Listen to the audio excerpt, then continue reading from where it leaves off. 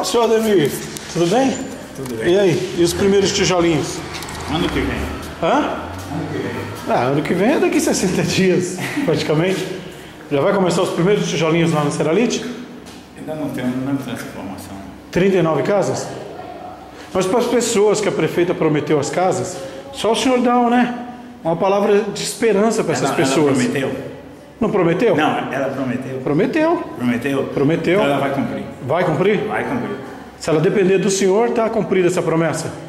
100%. 100%? 100%. 39 casas vocês já começam ano que vem? Não, 40 casas. 40 casas? Uma creche mais 39. Uma creche E mais as 39. mais 39 casas. Lá na Ceralite mesmo. Ceralite. Tudo bem? Tranquilo. O pessoal pode ficar na esperança mesmo. É esperança 100%. Tudo bem então, senhor Ademir. Muito Pode obrigado. falar pro povo que a O povo prefeita... tá ouvindo, pode falar. Pode falar pro povo que a prefeita falou vai cumprir. Tudo bem então, muito obrigado.